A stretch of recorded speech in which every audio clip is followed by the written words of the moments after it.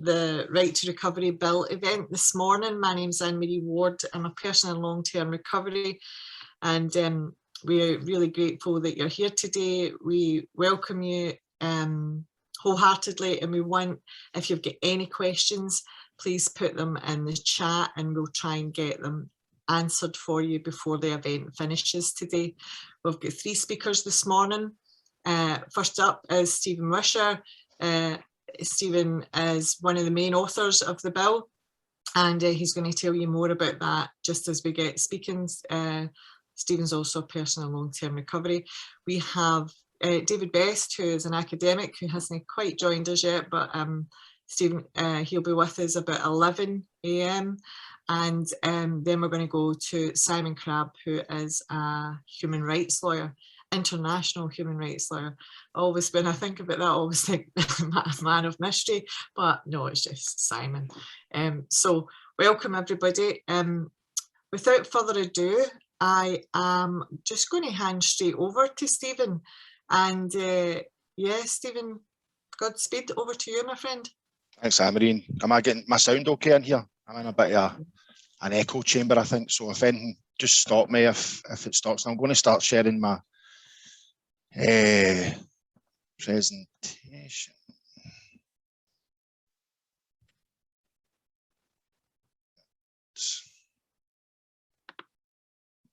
All right, so I'm just going to talk through what was the drug and alcohol treatment bill for anybody who wants to understand that it isn't quite a bill yet, but you know, forgive those who don't normally write bills, who are forced to write bills.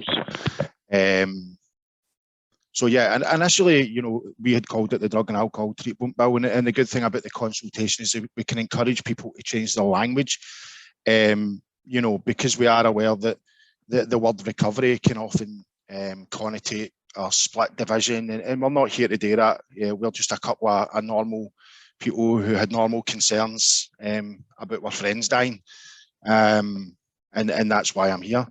So I'll start off. It's often been, and it stood on Human Rights Day as well, just to note that the right to any health treatment has never always been the case, and it certainly isn't the case in certain countries, and we can see the effects of that. And it's really, really important that people have the right to their health. I mean, I can't even add to that. It speaks for itself.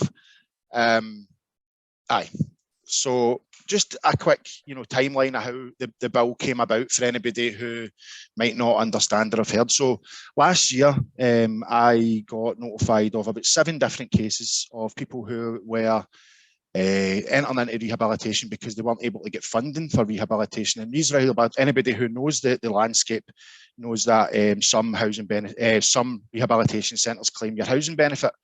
So at that point, these cases were growing and growing, and it was people going to these rehabs and their rent was stopping in their tenancies. So without anything, it's like, well, people had to be homeless or lose their tenancy, and they were having to make that choice. Now, historically, this has went unnoticed in the kind of the housing benefit regulations, and some local authorities choose to pay it and some don't. These ones didn't. And what happened was I had a case that was due to meet with one of our welfare rights lawyers on the 3rd of January, I think it was, say. And I came in between Christmas and New Year, and on the 27th of December, I got a phone call, and it was a notification from one of these guys' mums to let me know that he had been found dead on Christmas Day. He had left rehab after 3 weeks because he was told that he was going to be evicted from his tenancy. So, I mean, that connotates quite a lot of unlawful behaviour from a landlord anyway, but in this circumstances, it led to this guy dying. Through that, we were looking at, why do people have to access housing benefit funded rehab?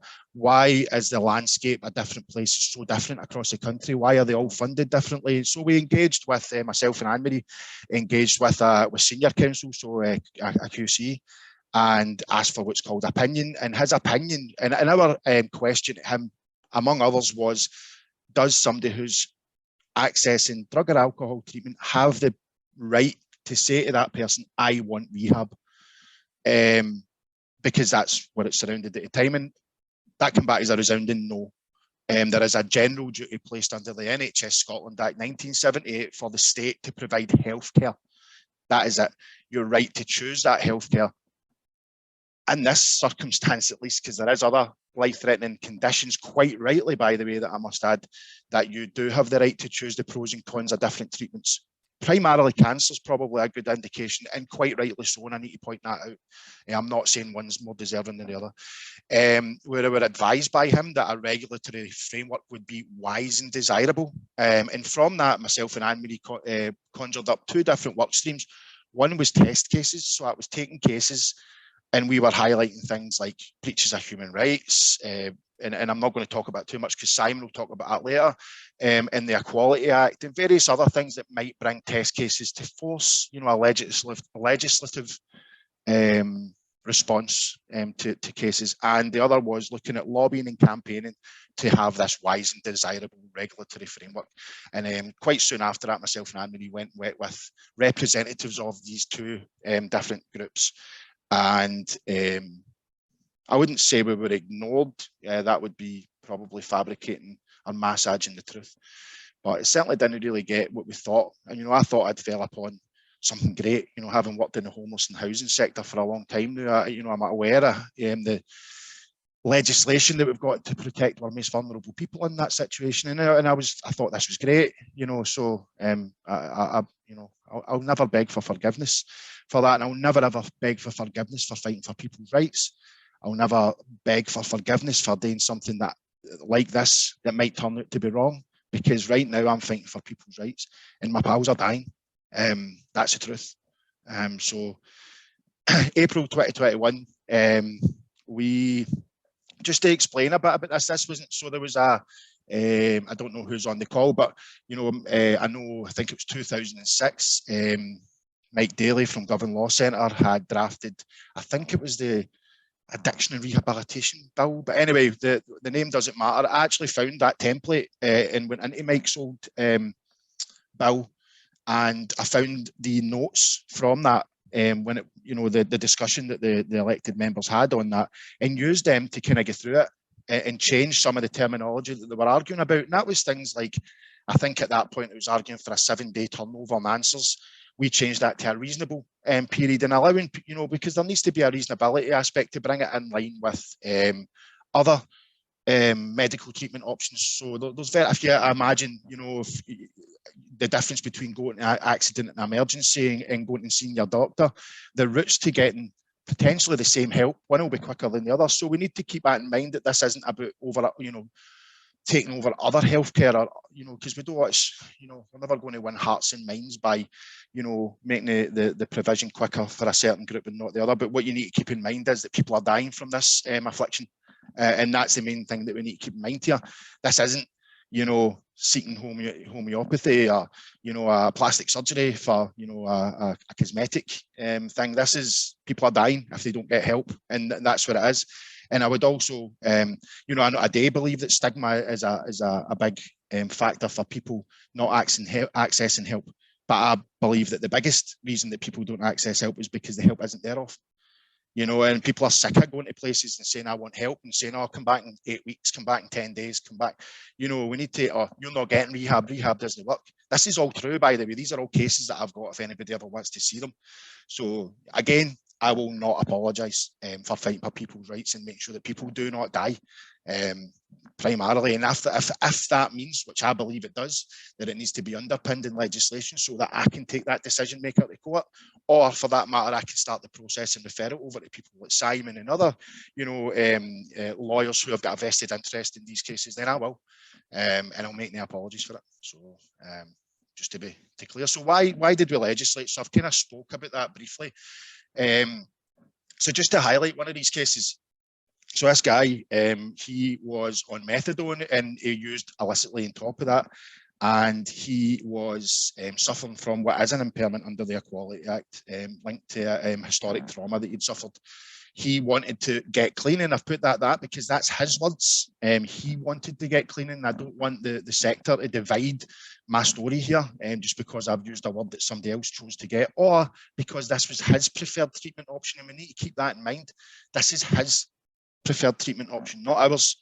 Okay, and he stated that he had begged for rehab at that point, and he was told no. He was actually told to go and get clean on the streets and his house, and he begged to say that when he lessened the illicit drugs and the prescription drugs that he was taking to try and get clean, his trauma impacted him quite a lot, and it ended up sometimes worse. It ended up worse for him, suffering from the effects of the trauma than what it did. And this was childhood sexual trauma, by the way, just to add to that. You know, so we're not splitting hairs. Our attempts, he was one of our test cases. If you remember, I spoke about the test cases. 3 times we contacted that local authority and it was ignored, and they actually tried to pass it down a complaints procedure. Now keep that in mind, because there is a complaints procedure under various health acts. There is a complaints procedure under the Patients' Rights Act, Bill Act 2011, I think it is. But this is not what we're talking about here. That's a lengthy process, and we've got people sitting there practically, I mean, literally dying. So, again, there we go. Now, this is one of the big things that keeps on coming back, and nobody has yet told me the answer to this. Now, I have watched news reports, I've read newspaper articles, I've been at events, and I have heard people in the sector, elected and high-ranking people in different places, saying that they don't technically agree with the bill or the proposed bill or the ideas or the principles behind the bill, because people seeking help with addiction already have some rights. That is, by the way, the way it's worded. And I've yet to find out what they are. So I'm going to imagine what they are, and I'm not going to talk too much on some of them, because I think Simon does talk about them later on. So we've had to kind of grasp at these, and I'm going to speak about 3. Okay, so Human Rights, Equality Act, and the Patients' Rights Scotland Act 2011. Now I'm going to outrule, because the Patients' Rights Scotland Act is something that's been partially spoken, and the people who have spoken it have often been stopped in their tracks. You cannot enforce and if anybody's on the call that can correct me in this, I believe that Section 20 of that Act gives limitations on what you can do to enforce them. And I think it describes that you can't take that person to court, you can't legally enforce that, etc. So again, if somebody's able to come back to me, because I've had to find these myself, because I'm really, really keen on finding out what people want to say, and that's why I'm keen on this consultation, because it gives people the opportunity to give their opinion. Not to say it won't work, because I've yet to find somebody to come back and say people who are seeking drug and alcohol treatment shouldn't have rights. Okay, let's be blunt about that. Okay, I don't think anybody thinks that. So tell me what they are, and I'll come back to you, and we can have a good debate about it. I'm not a closed book, and my phone number, my email is available to anybody who wants to phone me. Human rights, Simon will talk about that later, and it's quite appropriate for today, so don't go in. My opinion on, and addiction is exempt under the Equality Act unless it is attributed to prescription medication, and that's not to exclude somebody who maybe suffers from another impairment due to the addiction, or that led to the addiction, like the guy before who was abused as a child and started using drugs as an adolescent, and it led into he suffered from PTSD, I think. So these are okay, but looking at these, they are not something, and I'm going to go into something and I'll explain what I mean by this, because it's quite apt for anybody who's got any experience in the homelessness sector, that we don't use pieces of legislation that somebody's rights can't be enforced within an immediate, we're talking about vulnerable people here, often very vulnerable people. And my opinion on the Equality Act is that it's very good. It's very good to use when you're using it in conjunction with another piece of legislation, but it often takes time. You often need proof that the person suffers from this impairment. You often need to understand what the effects of that impairment is on somebody when you're trying to force them to go against their wishes and do something, i.e. go and get clean in your house. I dare say if this guy could get clean, so he would have. And by the way, just to add, we ended up getting that guy into rehab, and he's doing fantastic now, by the way, and it wasn't a funded rehab. We are very thankful to some of our partners, put it that way. And this guy's thriving, he's getting his daughter back. You cannot put money on that. Let's be clear. And the human rights is a very good one, and I'll let Simon talk about that later, because he is the guy who should talk about that. Now, looking at elsewhere for people who have some rights, okay, so let's take the 1987 Act. So Section 28, 29 is primarily the ones that we want to focus on. Section 28 of the 87 Act means that a homeless person, if there's a belief, that's it, that this person may be homeless, they are entitled to a homeless application. If they need accommodation under Section 29, that must be provided immediately. Okay, so why then, if we've got these very fundamental and needed rights for vulnerable people who are homeless, did we have to eradicate priority need? Did we have to bring in the unsuitable accommodation order? Did we have to eradicate, intentionality and local connection as a duty and made them a power, so you don't actually have to apply them anymore as a local authority? So if we're talking about things that, and we're talking in the context of the 1978 Act, which is what the bill proposes to amend, it's like, so why then, if people have got some rights and we don't need to do it, we've got these other rights, why did we have to do that? The reason to do that was to make sure, as time progressed from 1987, things change. The Misuse of Drugs Act, things change. 1978 Act, things change. We progress, we learn, we bring in other things, and we realise that vulnerable people still aren't getting the help that they require. So we must adapt. We must, and if that means bringing in new legislation, then that means bringing in new legislation. We can look at other acts that are very much needed. And again, I'll go back to it, and I'll always say that I am not arguing we don't need these. But if you look at the social work, I think it's 1968. 69 maybe, I can't remember.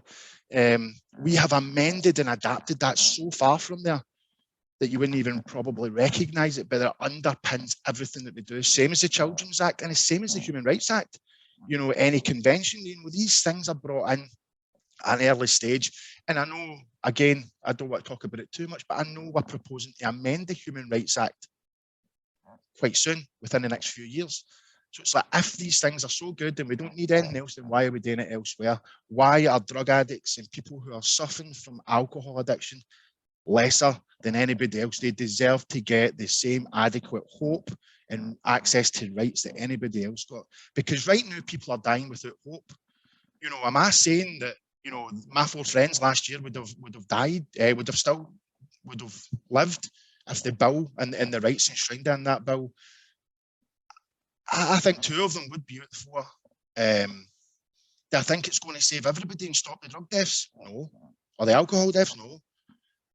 Do I think if people still die and I've got the assurance that they got everything they possibly could have, then that's, that's it. And it's just about bringing that in and saying, people need to get a bit of hope again.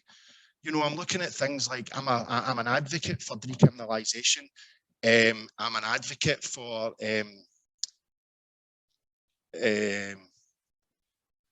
regulating the supply, and if we like it, and I'm an advocate for safe consumption rooms, and if you liken that to pubs, a pub is a safe consumption room for alcohol, okay, that's what it is. And it's also somewhere where you get regulated drugs, i.e. alcohol. And we done that because people were dying. Okay, but then we still need to understand that people need to access help from there. We still have people going to pubs who are suffering from this affliction. And we need to make sure that people, and they often do have access to help.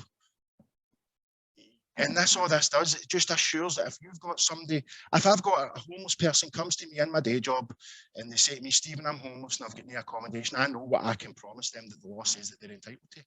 That's all I want to do to people who are sitting in front of me suffering and crying often and suicidal, who have often lost everything, to say to them, I know what you're entitled to and I'm here to help you get that. And I want to leave the light on for people when they come to these places to say, I need help, and they will get that help. And if they don't get that help, I get them to somebody like Simon, who will make sure they get that help.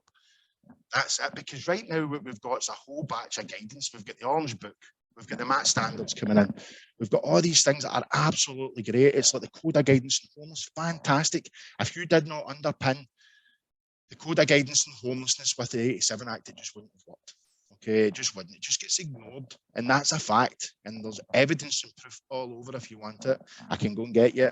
And it's been often well publicised. So, you know, let's look at the proposals that we brought in, and I think it's really important to point just towards the principles, because I think for me the principles of the bill are the most important things, and that is that people, an individual seeking addiction or a substance just to move this wee screen. So basically it gives people who are seeking help due to an addiction access to the preferred and suitable treatment option. Okay, it doesn't get them, remember the word suitable, it doesn't let you go in and say, I want some, you know, every treatment option across the land that is available. If you go to Glasgow right now, you have got more offer in Glasgow than what you have in a place like, say, Inverclyde. Okay, you have, you know, we need to change that. We need to make sure that across the board, every single person who tries to access treatment across Scotland is entitled to the same thing, regardless of a postcode lottery, and that, you know, nobody can sit there and scoff at the idea that rehab or not. And I don't want to talk about rehab too much, because it isn't. Is it a right to rehab? Yes, it technically is, but it's not a right to rehab bill. It's not just about that. If the person wants rehab, they're entitled to it, and we work towards that plan. They shouldn't be denied access to the treatment option unless a medical professional and the person are, you know, working on that deems it would be harmful to the individual. Now, I've underlined the word harmful because I've since made a decision that might not, you know, I've had some, myself and Simon went and met somebody, and it might be deemed that word might not be great. So it'd be good to see what your thoughts are on the consultation, because the wide scope and the broad aspect are saying that drugs a treatment option, there is no proof that one treatment option is more harmful than the other. So, you know, I'm keen to see people have fed back and said detrimental, what about detrimental and things like that. So, you know, I'm aware that these things might need to change. It's not perfect, guys. I'm just a guy who used to be an addict to get clean. I mean, I'll be clean 10 years on the 1st of January. I'm just a guy who wrote this thing, and I didn't even know what to do with it. I actually removed a slide with a big question mark on it, because that was one day I was sitting with Anne-Marie going, what do we do with this? And for that, by the way, for anybody that's sitting saying it's a Tory bill, we did meet other elected members prior to the Scottish Conservative Party picking it up, and it's became a non-members bill, and anybody who knows the process for a non-members bill would understand that, you know, we have tried everything possible. We met with the sector, we met with elected officials from every party, we tried to meet some of the other parties who still haven't emailed back. So, you know, for anybody that does, this was written 2 months before any political party picked up. So should an individual seek a treatment option and that is declined, then that person, similar to a homelessness decision, will get that in writing. And that's not to say that every single decision, you know, if you've got somebody that's got a heroin addict and they're going to their doctor and asking for Valium or diazepam, and that doctor says no, if that person came to me with that letter, I would understand why that decision was made. This isn't to say that every single decision will be scrutinised and challenged in court. This is to say that there's an option for that letter to come to somebody like me or anybody on this call who has an understanding of addiction and what that process might be. And if we decide, you know, that decision was irrational, you know, like the client we had through one of our partners up in Livingston, you know, she was placed on a DTTO, and she went to the officer and said, I want to go to rehab, and they says, no, you need to go on 50 mil before you go to rehab. There's no, I've checked, there's no rehab in this country. It needs you to be on 50 mil before you get in there. That's an irrational decision. That lassie died 2 weeks later, 3 weeks later. I don't know if the guy's on the call or not. That you know, I don't want to speak about it because it's quite private, but she died. Try to seek the treatment option, you know, that's awful. That lassie died with no hope. She died with no chance of challenging that through the courts. That's awful, right? And there's no denying that. So these are the people that we're here to save. So what does it give you access to? Let's be clear on this, okay? I've muddled this about from the bill just to be clear on anybody that thinks it gives one over the other. It doesn't. It gives you access to everything that you see on there. And the most important part to that is that it also gives you any other form of treatment that is deemed appropriate, you know, with guidance from the Scottish Ministers. And that's really important to point out, because I think people are saying, oh, but this overrules things like harm reduction and it overrules things like safe consumption rooms. No, it doesn't. This is an NHS Act for a start, okay? So there's only so much you can put in there. But if it's deemed at a certain point that these, you know, these other treatment options come in, or these other, you know, they're deemed as being appropriate, they can be added. It's not final, you know, it never is. Hence the amendment to the bill, or the act, sorry. So I'd be looking at substitute prescribing. Again, equal access, no postcode lottery, stabilisation services, even looking at things like sub-regional or regional offers, so other local authorities can join together and do these things.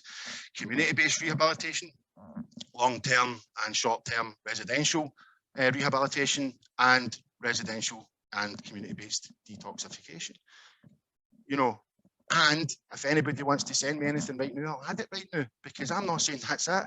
It's just, you know, what come off the top of the head, and it's where under consultation, please put in what you think should be added, okay, or taken away, or reworded, or called something else. I think these are all great. I know somebody who has benefited for every single one of these, bar the big one at the bottom, because it's not technically a thing. But they have benefited for all these. I'm a supporter of all these. I just want people to have access to all of it. Now, this is important as well. One of the things that the bill, or the proposed bill, brings in is this. I don't know if anybody's ever dealt with cases, and it's quite this dual diagnosis stuff. You go to your worker, you've got a mental health condition, you need to go and see somebody before I can get you help. Then you go and get that, and you speak to the person who's dealing with your mental health condition, and then they say, oh, it's an addiction issue. And it's like, right, okay. Now that happens, that still happens today. I can go and find anybody a case if they think I'm lying about that as well. I can find you multiple cases right now, actually. And we need to stop that. We need to stop passing people. Somebody needs to take ownership of this, and the bill provides that. The bill makes sure the person, they bring, you know, there's no, it doesn't matter what your criminal history is. It doesn't matter what your medical history is. So for me, that would be things like, doesn't matter how many chances. I'm a guy who went to rehabilitation 5 times. If people judged my recovery on one of them, I was a failure. 2 of them, I was a failure. 3 of them, I was a failure. 4, I was a failure. 5, I am no failure. Okay. And, you know, I really progressed down that.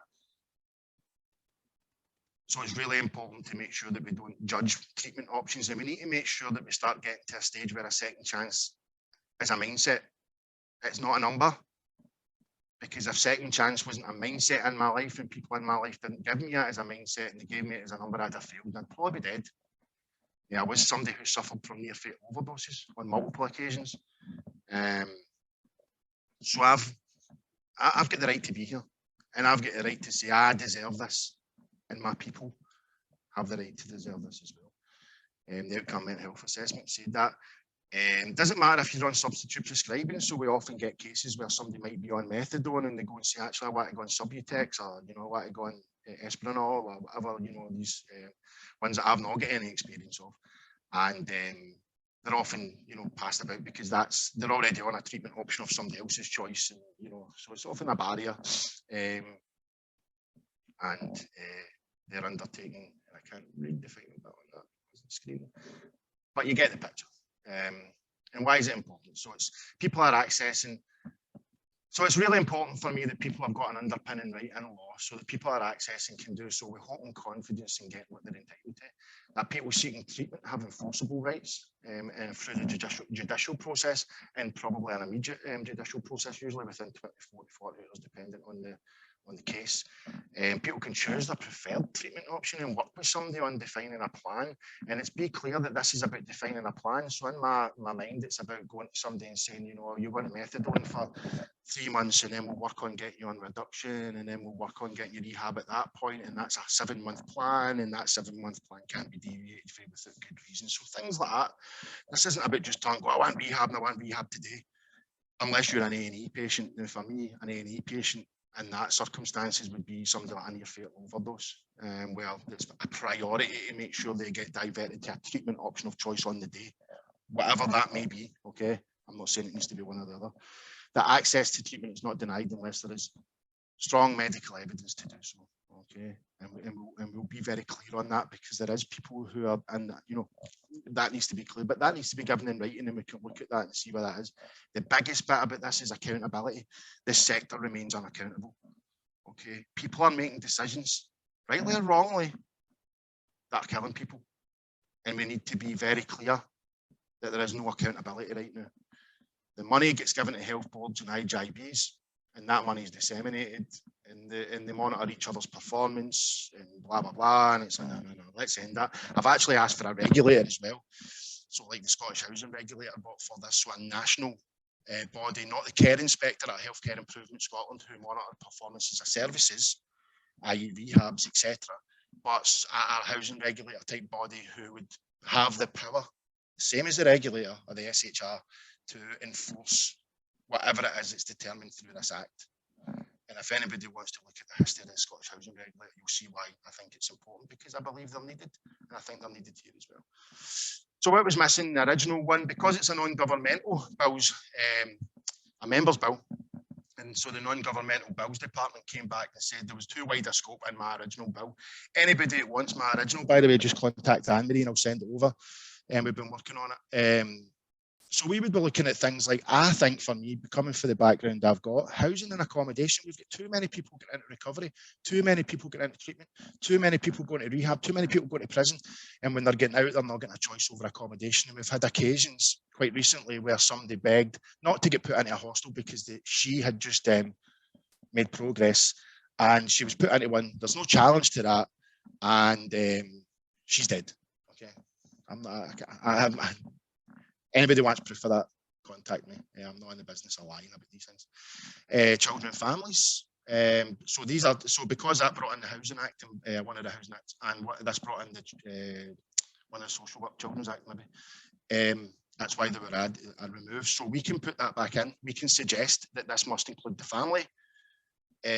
Because I think that's really important, because so many people are scared to access, because we've got cases. I'm pals with a lassie who was told that she was going to be reported to social work because she went and asked for help. Now, I don't know if that's right or wrong, okay, but we need to make sure that that's not the case, and give me hope and strength and courage to say that. And code of guidance, I really think that's important. It could potentially be the MAT standards, by the way, adding in the other treatment options that are not technically in that. The Orange Guidelines, Orange Book, the UK guidelines on addiction, and in a regulatory body. And what's next for us, apart from the bill and getting these consultations through? I think it's really important that we've been approached by an MP to discuss how this might look in Westminster. I know people in Wales have stated an interest in having legal underpinning of these rights. The Equality Act, so looking at can we amend the term addiction to include things like, potentially a diagnosis of substance use disorder. Just an example, I think it needs to be done carefully, because it shouldn't have been removed in its entirety. It's there for a reason, justifiable or not, but I think we can amend it to a certain degree and making sure that if somebody's diagnosed with a behavioural or a long-term affliction due to the addiction, that's included in the Equality Act, and we can raise that. And I think that's really important for things like evictions.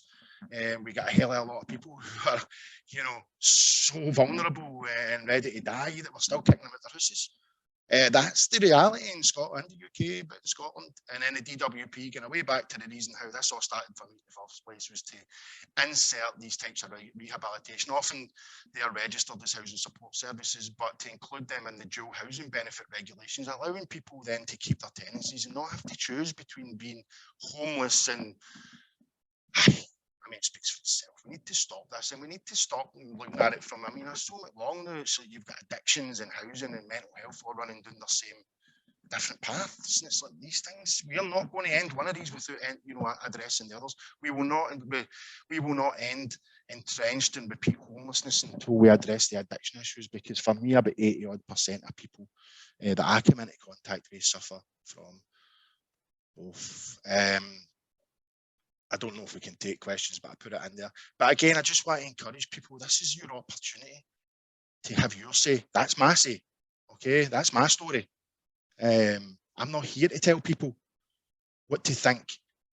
I encourage people to tell me where I'm not a doctor. I'm not a lawyer. I'm just a guy who happens to have friends and experience, and or had friends, for that matter, who became memories.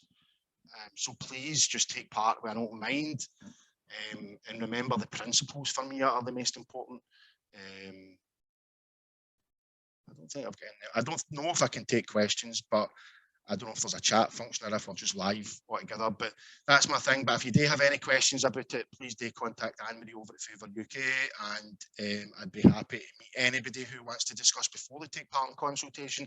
Anne-Marie's actually put up a good guide on the website. I'm sure she'll share it with you, just to discuss about the bill and the consultation and what we think. And with that, I'm going to stop share. Absolutely brilliant, Stevie. Thank you so much. And, you know, thank you for your patience and your perseverance, really, you know, in saying the same things over and over and over again, because, you know, I know that I find myself doing that, and, you know, having to repeat the same messages over again about this isn't about an either or situation, and that this bill can be built upon. And especially the points you made about accountability, because we currently don't have that. And, you know, having a regulator with the power to enforce that accountability is you know, it's absolutely essential. The thing that struck me about what you said, I kept hearing, and she's dead, and he's dead, you know, and, you know, those text messages that we exchanged on Christmas Day last year when that young man died, you know, and how far we've came since then is quite incredible. And whether anybody wants to recognise that, whether anybody wants to get behind it, whether anybody wants to support or criticise, it's not important. The journey that we've been on in the last year as people in recovery has been incredible. And like you, I've buried actually two more friends this year. So for us, it's always going to be about that. It's always going to be about our friends dying and doing our best to change that. I'm just going to welcome David to the room and ask him to share his presentation for us. Welcome so much, David. I won't bother with big fancy introductions. You're loved. You're loved. That'll do. That's a very good introduction, Anne-Marie. So thank you for that. For once, I decided I'm not going to do slides. I'm just going to give you my thoughts and reflections on this issue, and I hope that's okay. So firstly, thank you very much for inviting me, and thank you for your work in this, all of you. I mean, I've been reflecting on this quite a bit over the last couple of weeks, and it seems to me that I'm no expert in human rights, but the capabilities model and the capabilities framework that I think is quite SENS model is very much akin and attuned to a recovery-oriented approach, and a recovery-oriented approach in the very broadest sense. So I'm going to reflect a little bit on both theory and some of the evidence that I think hopefully will help your discussions moving forward. And I hope that's going to be kind of useful. It seems to me that a capabilities framework is entirely consistent and with the model you've put together. And I think a lot of this is around the CHIME framework. And my work is more and more influenced by the CHIME framework. I've been in Baltimore this week, doing some work around recovery residences in Maryland. And one of the things that really struck me there was the extent to which they use that approach, even without knowing the phrase or thinking about it. What they do, which is fabulous, is provide people with a genuine sense of positive social support and connection that generates a sense of hope that allows people to develop those things of a positive identity, meaning and meaningful activities. And I guess the huge one for a human rights perspective is empowerment. And empowerment has to suffuse everything that goes on there. And, you know, I was at a women and children's service in Baltimore where they, essentially that empowerment is about addressing stigma and exclusion for the family members, as well as for the women who are in their own recovery journey. And as Stephen said, I don't think you can take any kind of recovery-oriented model and just do what treatment services typically do, which is focus on the individual. You have to think more widely, and that reflects on stigma questions as well. And one of the reasons why, I mean, this should not get into a harm reduction versus recovery debate, because that's unhelpful. And one of the things I think about lived experience recovery organisations and the idea of a recovery-oriented system of care is based on that idea that it's for treatment specialist services, acute front-end services, as well as community-based organisations. That these are fundamental values, and the SAMHSA paper that talks about individualised services, overcoming and challenging stigma, empowering people, being culturally aware, being responsive to individuals' cultural, ethnic, sexual orientations and needs. All of those things are fundamental, and they are fundamental human rights about the way we provide treatment. And, you know, I go back, I mean, many years ago, I worked in the Maudsley in South London, and Anne-Marie's smiling because she knows I'm about 140 years old now. And what you would get typically is when you ask people in a detox ward, either an alcohol or heroin detox ward, what do you want? They would basically, most people would say kind of the same thing. They want a safe place to live and something to eat. They want family and they want a job. And that's great. But obviously there is a kind of Maslow hierarchy of needs thing that goes on. And when people get those things, they want something more. And they need something more. And they'll grow and develop further needs. And detox isn't a treatment. It's just a way of kind of starting on that journey.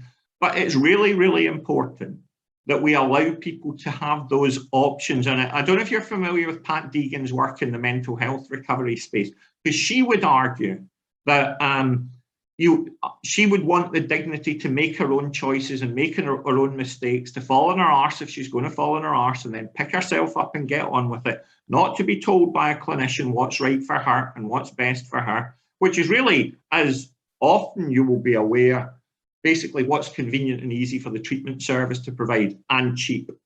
And, you know, I think it's crucially important. I was really interested in you talking about the number of times you went to treatment, Stephen, the number of okay, did you say rehab or detox? I can't remember which one of them it was. Both, right, there, fair enough. So, and you know, for me, anyone who knows the evidence base, it's really clear that treatment effects are cumulative. Ever since work on Californian Addicts Project in the 80s and 90s, we have known that we should stop talking about treatment failure. It's about a cumulative gain and benefit that gets people ready. And, you know, we know that, and part of the reason why is because it's not repeatedly doing the same things and expecting a different result. It's getting to the point the person has learned enough, is ready, and is in the right place to benefit from those options. And I did a book about 4 or 5 years ago about people who work in the addictions field who themselves were in recovery. And what they would typically talk about as the final successful recovery journey was a combination of rehab and then 12-step. Something that allowed them at whatever point in their career to walk away from all the chaos in their lifestyle, get that breathing space, have that social support change, and then once they come out of rehab, there's a continuity of care element. And yeah, I still find far too many clinicians talk about magic box choices. We need to make this treatment better or that treatment better. And it's about journeys. And Anne-Marie alluded to this a little while ago, you know, that there's no such thing as a magic bullet in addiction treatment or recovery. It's a cumulative process over time. And we know that most people will eventually make it. And I'm not in any way diminishing the terrible losses that happen. But provided with the right kind of supports, we know that 58, 60% of people who have a lifetime substance dependence eventually recover. What makes them recover? Partly about their own personal growth and partly about coming into contact with the right people who they make that spark and connection with, where it's just that allows them to see life as possible in a different way and inspires that change in that direction. It's not simple, it's not easy, and I'm sure there's almost a chance element about do you meet the right individual or group just to trigger. And, you know, I'm sure everybody who's on the call has had that experience of that fundamental human connection with somebody. And the fundamental human connection, you can feel it when it happens. It's there in the air. And it's why we have to have all treatment services based on a human rights framework and based on the principles of recovery, because it allows the conditions for that fundamental human connection, which is about dignity. And in England, our national recovery champion, Ed Day, uses a phrase which I think is just fabulous and fundamental, which is equality of esteem. That we have to, in two senses, one, recovery organisations need to be treated with the same respect and dignity as other treatment services providers. But secondly, we need all our clinicians in addiction treatment services, however acute, to treat the people they work with as equal to them. Not better, not lesser, not worse, but just the same. And that equality of esteem is a fundamental human right. And one of the things is not about saying, I'm going to tell you what's best for you. I'm going to listen to you, and I'm going to listen to your needs, and I'm going to do what I can to help you make the right decisions to make those choices and move forward. And, you know, in my world, I talk a lot about recovery capital. And there's three kinds of recovery capital we talk about.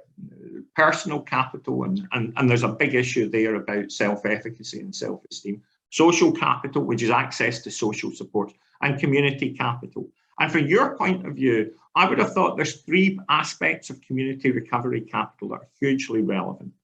Access to specialist services that use evidence-based practices and that treat people with dignity, respect, and choice. The second kind is immediate access to recovery support services.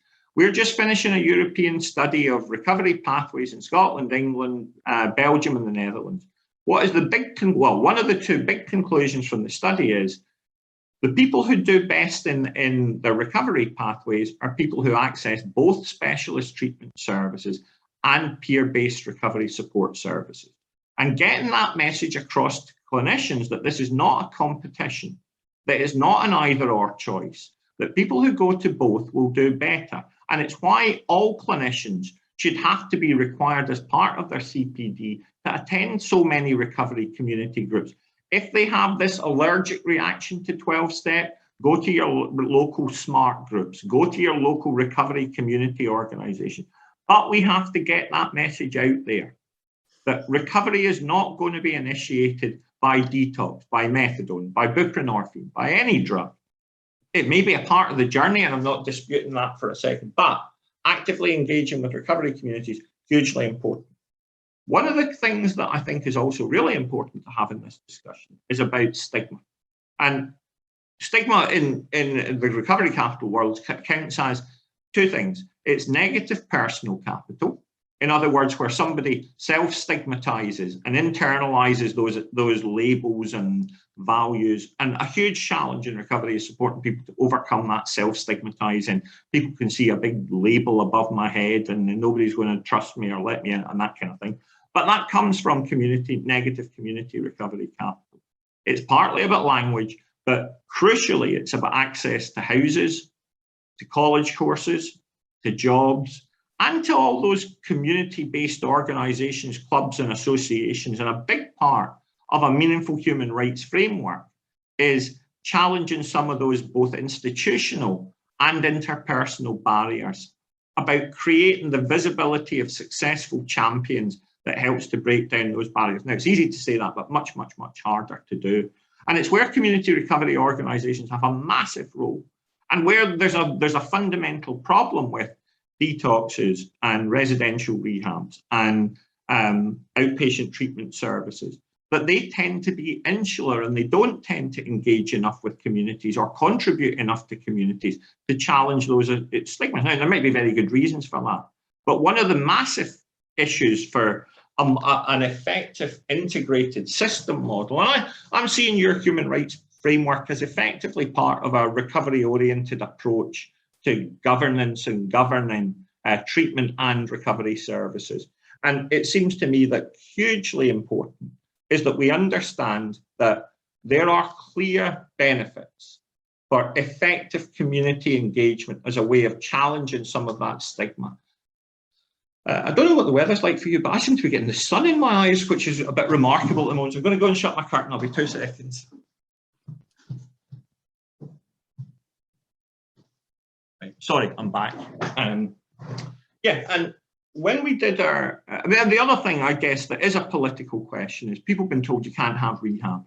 You can't have rehab because it's too expensive and it doesn't work and it's not very good for you. Well, the last big treatment outcome study I was involved in was the Patient Pathways study in Australia, where we looked at people entering treatment in Victoria and Western Australia. And as in the Australian treatment outcome study for opiate addicts, our study primarily had alcohol, cannabis, and methamphetamine users.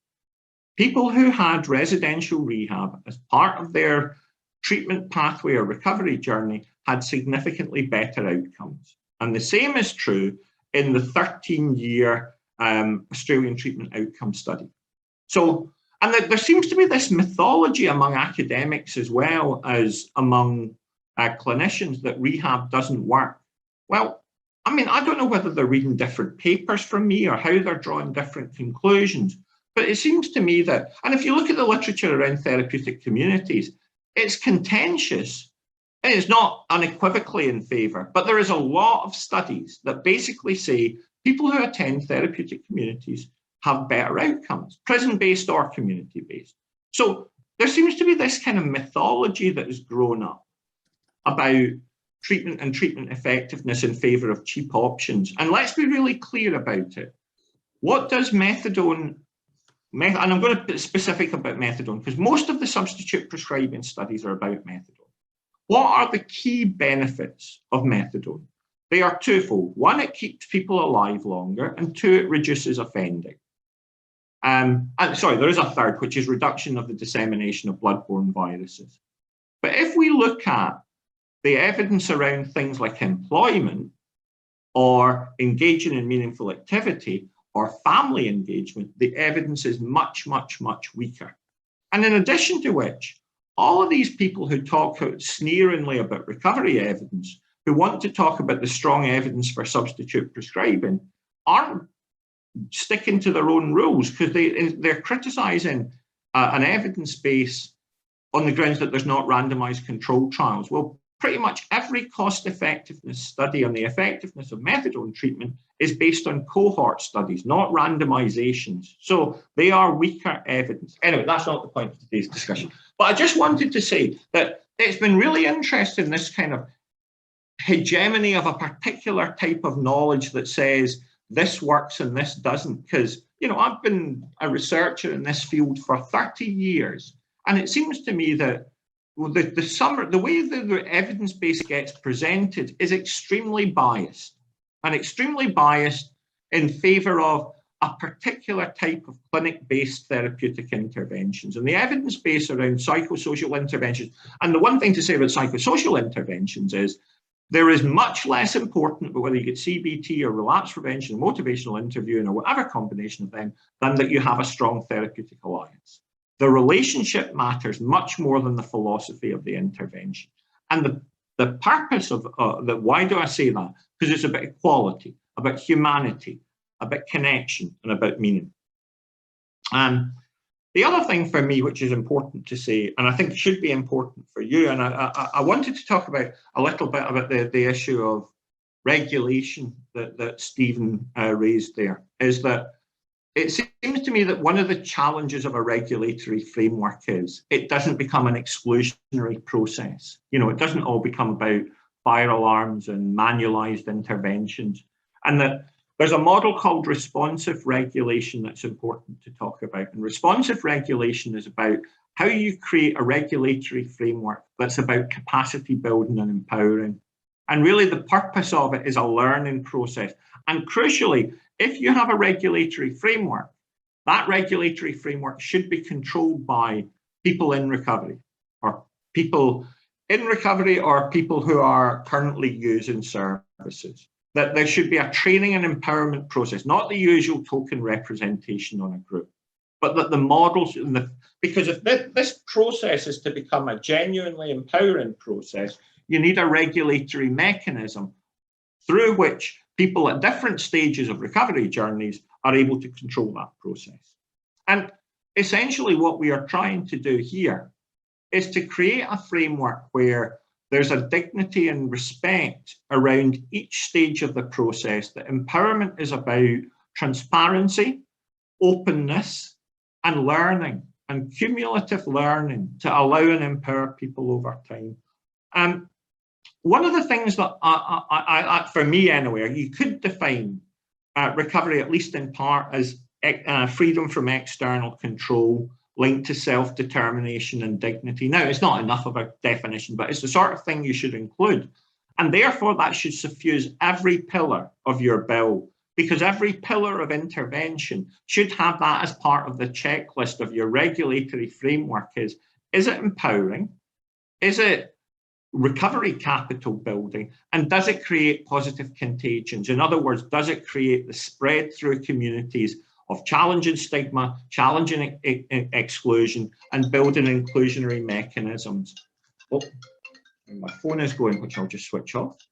And for me, and I'm coming towards the end of what I wanted to say, is for me, one of the big challenges is about, how do you overcome, how do you create the conditions that the workforce changes as well? And I'll go back to something that I'm sure Anne-Marie recognises. When I first started doing recovery talks in specialist treatment services, I would do the talk and there'd be a certain amount of grumbling and some enthusiasm. And there'd always be someone would sidle up to me at the end who would say, that was a great talk. I've been working in the addictions field for 15 years. None of my colleagues know I'm in recovery. And I dare not tell anyone I'm in recovery because it will probably adversely affect how I'm treated, and I'll be treated as lesser. And one of the huge component parts for me for this framework has to be about an increased recognition of the importance of peers, peer mentoring, recovery coaching, whatever that language you want to use, and the crucial idea that the commissioning framework in a human rights model has to have four wheels. The vehicle has to have four wheels. It has to have recovery-informed, inclusive commissioning, and that's part of the regulatory framework. It has to have evidence-based, but empowering specialist clinical, medical, and psychological services. It has to have some kind of third sector representation, and it has to have a strong guiding hand from community recovery organisations. And I think that framework should be a crucial part and should perhaps be a more prominent component, not just of what you're doing, but of how you market and sell what you're doing.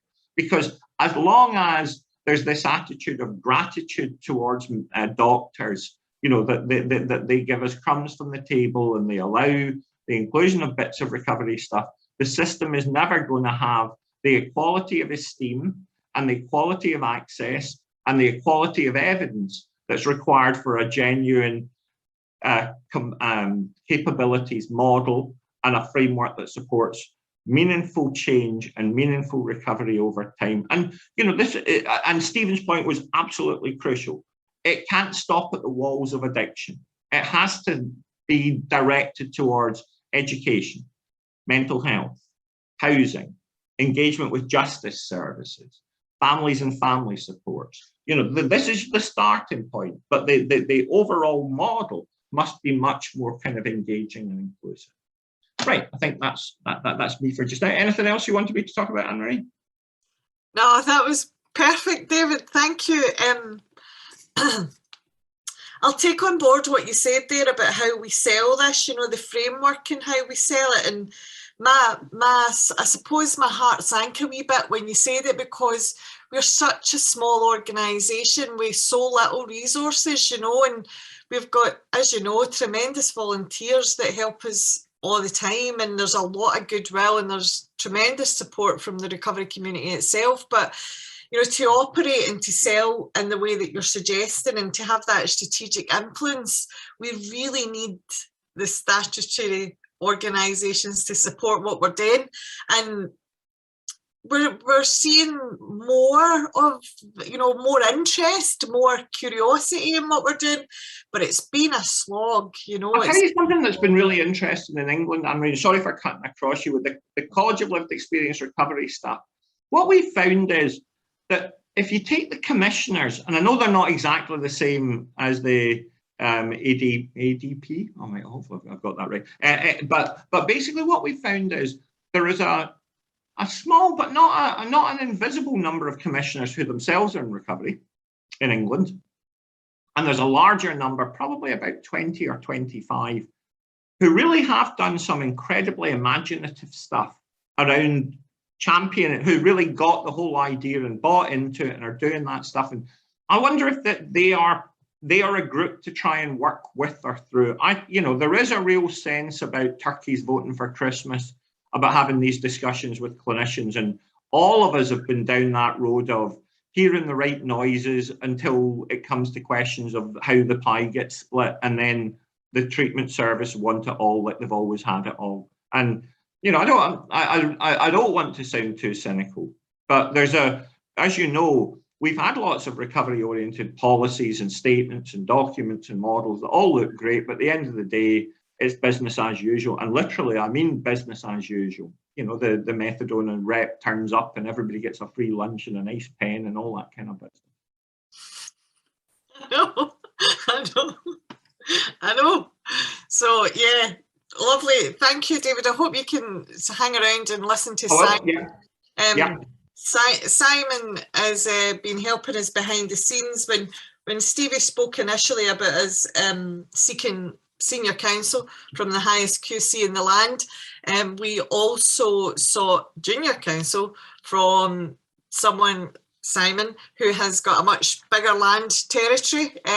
He's looking at it from an international perspective, and yeah, I'm looking forward to hearing what you've got to say, Simon, and over to you, my friend. Okay, well, thank you very much for the invitation, and thanks very much everyone who's attending, and yeah, thanks to David and Stephen for their presentation. So hopefully there'll be a few common themes. If you just bear with me one moment, I'll see if I can get my slides to share. Just one moment, hopefully.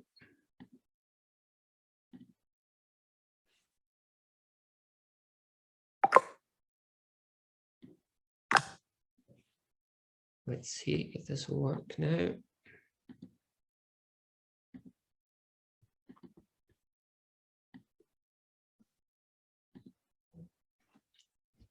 And as if by magic, the technology seems to have blocked. I will try again, and if not, I can. I'm happy to do it, and I can pass on my slides.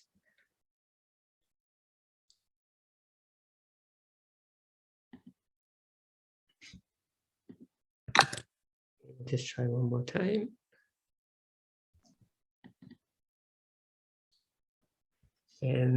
Are you seeing them now? Yes, we are, Simon. That's them up. That's great.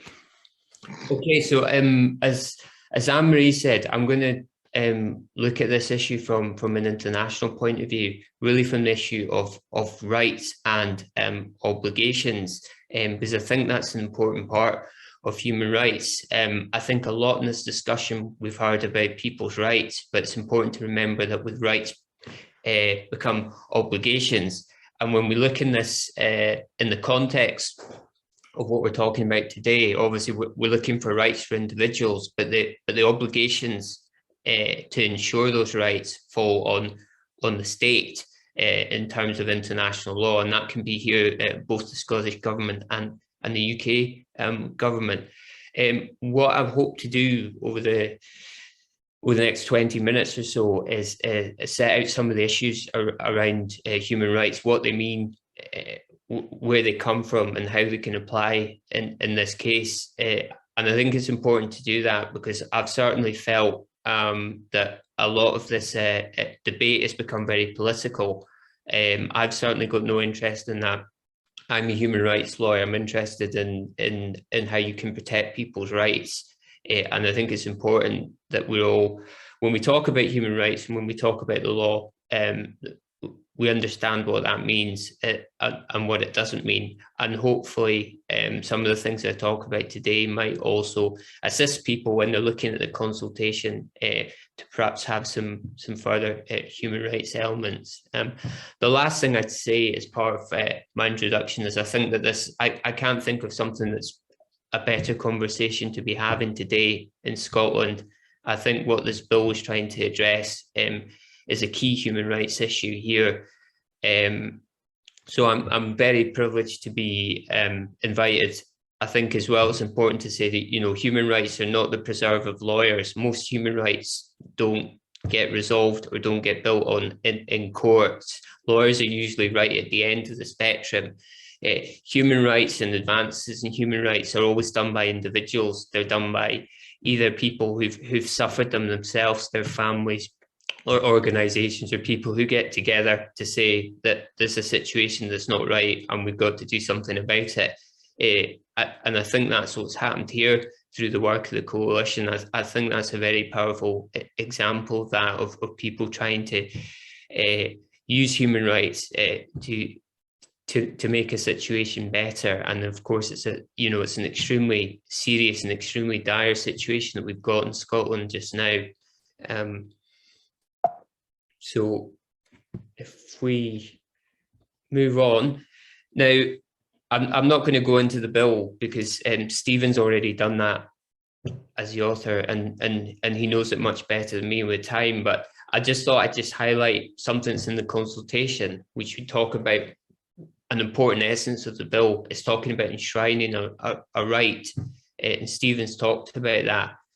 And in terms of that right, we can see that there's an obligation there on the Scottish ministers, and that's something that I've already talked about. Is when we're thinking about a right, that right really, if it's going to be effective and practical, it has to create an obligation on the person who's responsible. And when we'll see through my presentation that when we're talking about human rights, the obligation is always on the state. It's governments and countries that sign up to human rights obligations. It's governments and countries that pass laws that advance human rights legislation, and it's courts within countries that interpret that and give further sense to that. So it's important when we think about these rights, there's always another side to the coin, and we've always got to think about who's actually got the responsibility for ensuring those rights.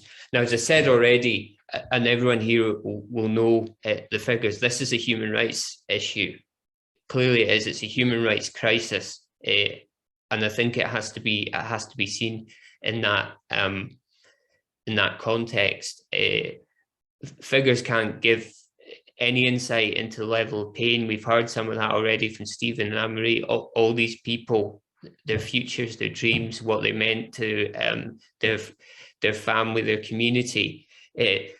So it's important that, as I said, we think about this, I think, as a human rights issue, and certainly not as a political issue. So with that in mind, if we think about what human rights are, and probably one of the best definitions we've got here is from United Nations Human Rights Office. Now, you can read it there on the slide, but I think the important thing to take from that there is that, these human rights are inherent to all of us, regardless of where we come from, what our nationality, our language, our social background, and these are fundamental rights. And you can see the examples that we've got there. The most fundamental one, the right to life, which I'll talk a bit more about, and we've also got the right to education, work, health, and liberty. And both Stephen and David, I think, touched on examples of them when they were speaking. Now, it's important when we're talking about human rights to think about some of the principles. Now, one's that's important is universality, and that means that basically they apply to all of us. You shouldn't be seen as more or less deserving people, and these are inalienable rights as well, and that means that they shouldn't be taken away unless there's certain circumstances. So if you're going to have certain rights that are going to be limited, then it has to be clear why that's happening. And the last thing as well, and I think both speakers before me highlighted that as well, that a lot of these rights are indivisible and they're interdependent. So you have to look at them together, and the one right can't necessarily be enjoyed without another. And then we go back to my main theme here of both rights and obligations. And what's clear under international law is that states, governments have the duty to respect, protect, and fulfill human rights. So if we think of what respecting means, that means that they shouldn't do something that would interfere with your rights. That's the first thing they shouldn't do. But beyond that, we can see as well, there's also the obligation to protect. So you have to protect individuals and groups against human rights abuses or violations. And I think this is an important issue, perhaps in the current situation that we're talking about with the bill. And along with that is the obligation to fulfill. And that means that states have to take a positive action to make those rights real. So it's not just enough to say it. In a lot of cases as well, that you know, words aren't enough. There has to be action as well. So when we think really then, how do states, how do governments go about protecting human rights? They have the obligations, as I said, and really they have two types of obligations. They've got negative ones, which obviously means that they shouldn't do something to interfere with your rights. They shouldn't do something to hurt you or to make a situation worse. But they also have to take positive steps in certain situations. It's not enough to do nothing or to leave things away. Human rights law is clear internationally that in a lot of situations, states actually have to step up and they have to take positive action. Now, where do these obligations come from? Now, part of it comes from international treaties. We'll see some examples of this in a minute. We'll see European Convention on Human Rights, for example. It's important to note that under UK law, for any international treaty to have effect, for an individual to rely on it, it has to be incorporated into the law of the UK or in Scots law. And many people here will be aware that the Scottish Government's carrying out a process just now of incorporating several United Nations treaties into domestic law, and we'll come back in that. So we can see along with that, you get laws made in Parliament, and you also get what's known as the common law in Scotland and the UK as well. And that's basically decisions made by judges who will interpret the law. I think what's important to say as well, especially as I know there's been a debate about reforming the UK Human Rights Act, that a lot of the rights under the European Convention on Human Rights are now part of the common law. Judges in the Supreme Court have said that you don't just have to look at the European Convention on Human Rights. You look at the law in the UK, the law that's been interpreted by judges, and that's already recognised. So many of the fundamental rights that we're going to talk about, or even in this case, like the right to life, but also the right to liberty, all these have already been recognised and are already applied by courts throughout the UK. Now, one of the most common examples of human rights, which we all know about, we read about a lot, European Convention of Human Rights. Now, this applies to 47 states across Europe. Many people will know this, but it's also a common misconception. It actually doesn't have anything to do with the European Union. So anyone who's talking about Brexit and the impact on that, that's not correct. And you know, very briefly, that came about after the Second World War, and there was a realization that states had to work together to basically secure minimum basic rights. And it's also interesting to note as well that the British government at the time and British lawyers were very much involved in that work. And I think that's something that we should be happy about, and hopefully moving forward, we can still have a constructive voice in human rights, both in Scotland and the UK, and also further over afield. Now, there's a few brief principles to have to take into account when we think about human rights. Now, a lot of the human rights, for example, like the right to life, it's quite a high level thing. And obviously it's not a detailed specific article about how you can apply to every situation. So what human rights law does is it recognizes what's called the margin of appreciation. And what that means is that international courts, and it will also happen in the UK, will say if there's something that perhaps depends on the context or on the circumstances of that country, then the court is going to give the state a certain amount of discretion. It's going to say, okay, we're not going to interfere too much unless something's very serious, because we understand that this is a complex area. Now, the reason why I raise that is that happens quite a lot in health and social policy, because as we've heard today, both from Stephen and David, there's lots of issues in play here, and lots of those issues are perhaps not best understood by lawyers or judges either. There's other specializations. However, it's also important to realise with human rights, what's clear and what the European Court of Human Rights has said time and time again is that the rights have to be effective. Human rights must be practical and effective. They shouldn't just be something in theory or some kind of illusion. And the last principle, which is important to think about, is that human rights are progressive. And you can see that over the last 20 years since the Human Rights Act has been enforced in the UK. Decisions that perhaps were seen human rights compliant 20 years ago might not necessarily be so now. And by the same token, what might be seen as acceptable even 2 years ago might not be now. So this is constantly evolving, because ultimately human rights, if they're going to be effective and practical, they have to take into account the situation that we all find ourselves in as rights holders.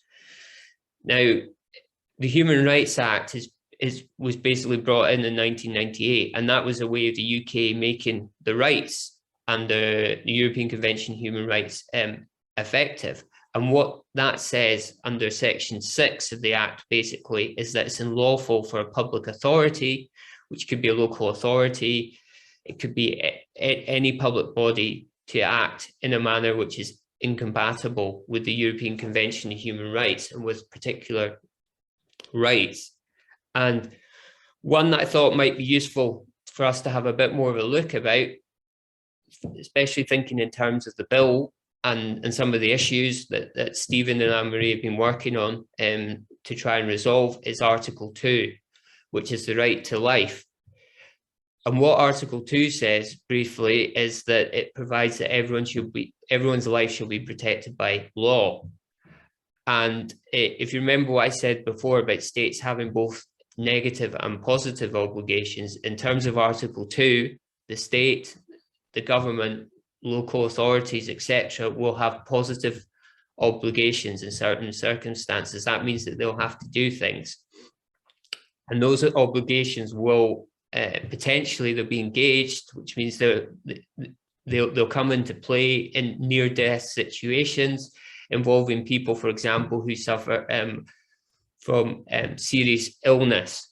Now, I think there's definitely a potential crossover here. I think it's positive that now the issues we're talking about today are being framed more in terms of public health. And I think if we look at these issues in terms of public health and illness and the way of supporting people, I think the scope to look at this through the lens of Article 2. Now, beyond that, Article 2 will also involve what's called an operational duty. And the operational duty kicks into place where the state has assumed a responsibility for people who are particularly vulnerable. Now, we've heard from both Stephen and David that I think many of the people that this bill seeks to help find themselves in a particularly vulnerable situation. And I'd imagine there is several cases that the people who work in the field can think of where actually the state or local authorities have actually assumed some kind of responsibility for them. So there is the potential for a duty of care there, and there's also the potential to say that there is an operational duty in force. Now, I haven't found a directly relevant case in terms of alcohol and drug treatment. But what I have found is a case involving vulnerable patients in hospital. And I think there's an analogy here which maybe emphasizes some of the human rights obligations that the government has in these cases. Now, what the Supreme Court said in this case, talking about people in hospital, was that part of the duty obviously involves making sure that there's competent staff who are trained. Now, appreciate here in the context we're talking about, training and awareness is important, but the case law goes beyond that, and it talks about adopting systems of work which protects the lives of patients. And we can see here that there's a reference to the further operational obligation or duty, and that's a duty that goes beyond a more general obligation, which in my view may well tie in with some of the things that Stephen said about more general rights. When we're in a certain situation, states have a higher level of a duty. And what the court said in this case is that an operational obligation will arise if people know that that patient has a real and immediate risk to life. And if that happens, Article 2 requires them to do everything that can reasonably be expected to prevent that patient from the risk of death. And if they fail to do that, if the authorities fail to do that, then that not only engages Article 2, but that would be a violation under Article 2. Now, there's a few last things to say about this, is that when we think about Article 2, this is what's called an obligation of means or result. So it's not to say that the government has to ensure that anybody who has health problems or anyone who has addiction or treatment problems, they have to guarantee a certain result. Obviously, they can't do that. Life's complicated. I think everyone appreciates that. What this is about putting a system in place that would work and would be Article 2 compliant.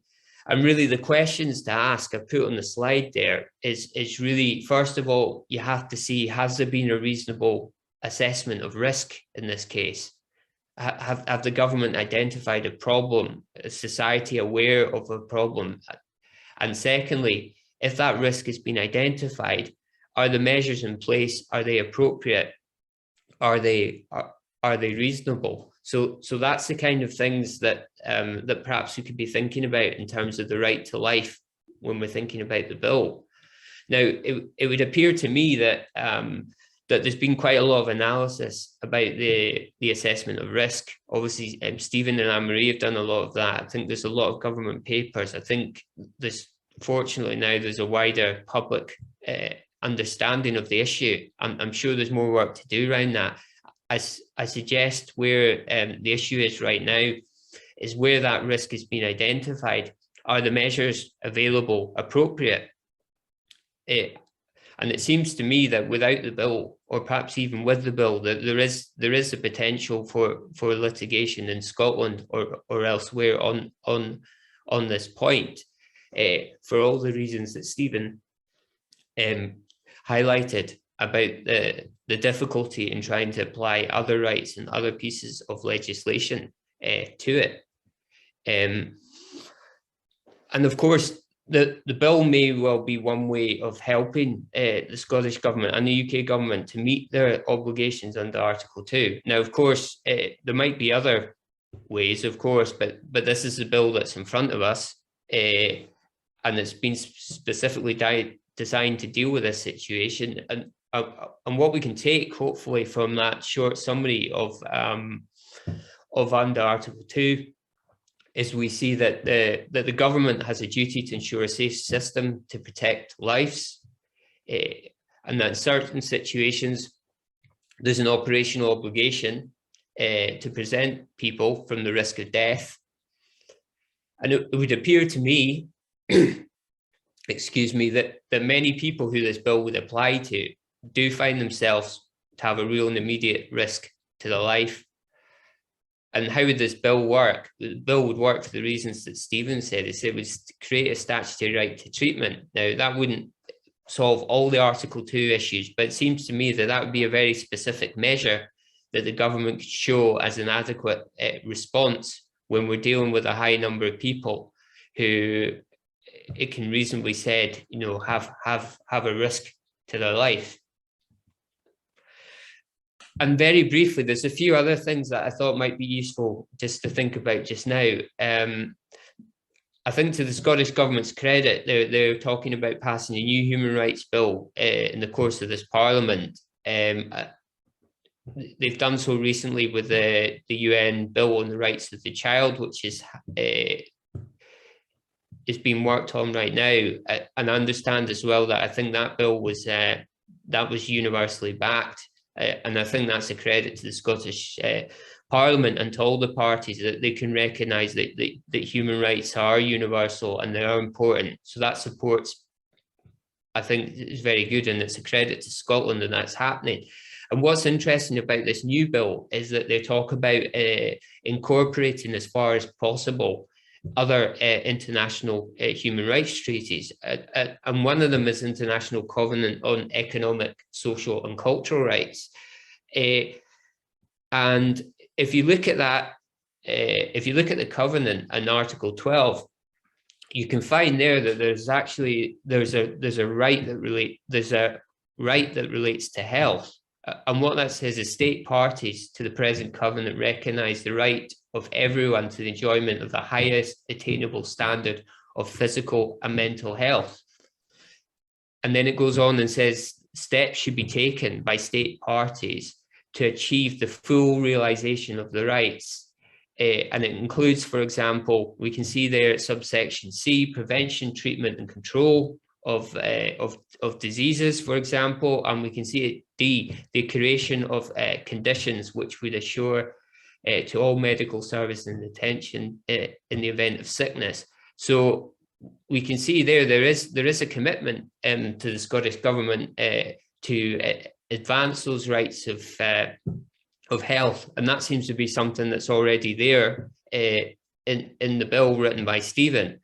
So it would seem on one view that what's proposed in this bill seems to be very compatible, and it seems to follow in the same line as a lot of other work that's been done by the Scottish Government. And that can be seen perhaps by what was said by the Deputy First Minister at the time when the bill was going through the Scottish Parliament. And he talks there about the bill delivering the highest protection possible for children's rights across Scotland within the powers of this Parliament, and ensure that our rights respecting approach is at the heart of our recovery from the pandemic. He then goes on and says, but it does not represent the end of the journey in making children's rights real. It's now incumbent upon all of us to ensure the bill's ambitions are translated into real life improvements which transform the life and the life chances of children and young people. Now, I don't think there's many people who would disagree with that bill. I think, as I said, that was universally supported. Those of you more interested in the legal side of it will know that there was an issue in the Supreme Court, but that's not to do with the bill. That's just to do with devolution issues between the UK government. So this is a bill that's supported, and I personally support it. I think children's rights are absolutely fundamental, but I also think the rights that are affected by the bill that we're talking about today are equally important, and I think they should receive the same treatment, and we should have the same aspirations in making those rights enforceable and meaningful for the people that they affect. So just to sum up very quickly, my point of view is that any drug and alcohol deaths or issues around them are clearly human rights issues. So that engages a duty on the state to protect the life of its citizens. And when we're in very serious situations, which there's a real and immediate risk to life, states must do all that they reasonably can to prevent the risk to life. It seems to me that this bill could be an important part in making human rights, especially Article 2, real and effective. And it also seems to fit in quite well with the current human rights framework in Scotland and the proposed new human rights bill. So that's probably where I'll leave it. I hope that's been useful. As I said, the idea was to try and focus on rights, take the politics and the other issues out of it. And hopefully that might help people when they're thinking about the consultation in the bill. Thanks very much. Thank you, Simon. Yeah, I mean, there was so much there, and the whole idea of this event today is so as we can have all this information in one place and share it regularly, so as many people as possible get access to the information and the discussion that we're having here. So I really, really appreciate your time this morning. Hopefully that will make it clear for people. We'll be able to keep a wee check on how many times people are viewing it, etc. And I'll be able to report back. Probably best time, I suppose, would be at the end of the consultation to report back on the numbers there. We will upload it to YouTube. We weren't able to go live on YouTube, but we'll download this once we're finished and upload it there as well for people who aren't on Facebook.